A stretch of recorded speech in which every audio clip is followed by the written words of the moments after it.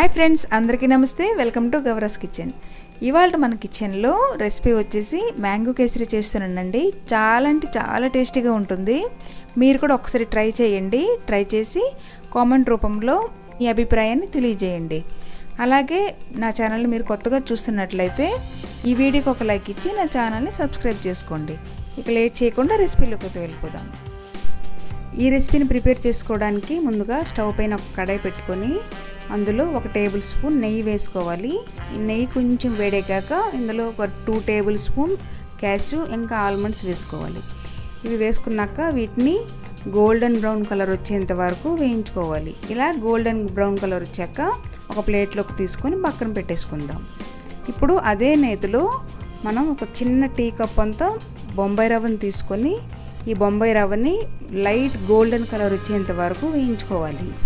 ఇలా రవ్వను ఫ్రై చేసుకునేటప్పుడు ఫ్లేమ్ని లోలో పెట్టుకుని మాత్రమే ఫ్రై చేసుకోవాలండి.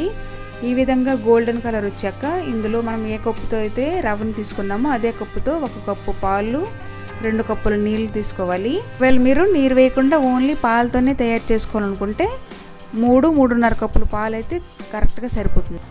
ఇలా పాలు నీళ్ళు కలిపి వేసుకున్న తర్వాత రవ్వ కొంచెం ఇలా ఉండలు కట్టినట్టుగా అనిపిస్తుందండి. ఏం టెన్షన్ పడిన అవసరం లేదు. మనం ఇలా కలిపే కొద్దీ ఇలా దగ్గర పడిపోతుంది.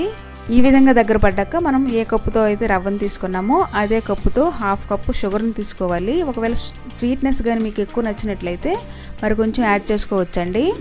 అది మనం తినే తీపి బట్టి ఉంటుంది. ఇప్పుడు ఇందులో ఒక 1/2 టీ స్పూన్ ఇలాచీ పౌడర్ని వేసుకొని అంతా బాగా కలిసేటట్లుగా కలిపేసుకోవాలి. మనం ఇది కలిపే కొద్దీ కొంచెం డ్రై లాగా అనిపిస్తుంది. కాకపోతే తర్వాత ప్రాసెస్లో టెక్స్చర్ అయితే చాలా బాగా వస్తుందండి. మనం ఇందులో వేసిన షుగర్ మొత్తం కరిగిపోయిన తర్వాత 1 లేదా 2 టేబుల్ స్పూన్ల నెయ్యిని వేసుకొని అంతా బాగా కలిసేటట్లుగా కలిపేసుకోవాలి. ఇలా నెయ్యి కలిపేసిన తర్వాత మనం ఏ కప్పుతో అయితే బొంబాయి రవ్వను తీసుకున్నామో అదే కప్పుతో 1 కప్పు మ్యాంగో పల్ప్ని తీసుకోవాలి. ఒకవేళ మీకు మ్యాంగో ఫ్లేవర్ కానీ ఎక్కువ నచ్చినట్లయితే 1.5 కప్పు వరకు వేసుకోవచ్చు. ఇలా మ్యాంగో పల్ప్ వేసుకున్న తర్వాత అంతా బాగా కలిసేటట్లుగా కలిపేసుకోవాలి. ఈ వీడియోలో చూపించిన విధంగా బాగా కలిపేసుకున్న తర్వాత చూడండి, టెక్స్చర్ అయితే చాలా బాగా వచ్చింది కదా. ఇప్పుడు మనం ఇందులో ముందుగా ఫ్రై చేసుకున్న డ్రై ఫ్రూట్స్ని వేసేసుకొని బాగా కలిసేటట్లుగా కలిపేసుకోవాలి.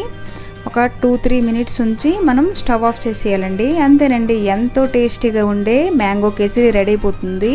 నేను చెప్పిన విధంగా ఒకసారి ట్రై చేయండి. తక్కువ క్వాంటిటీలో అయినా చేసుకొని ఒకసారి తినండి. నచ్చితే మీ అభిప్రాయాన్ని కామెంట్ సెక్షన్ ద్వారా తెలియజేయడం మాత్రం మర్చిపోవద్దు.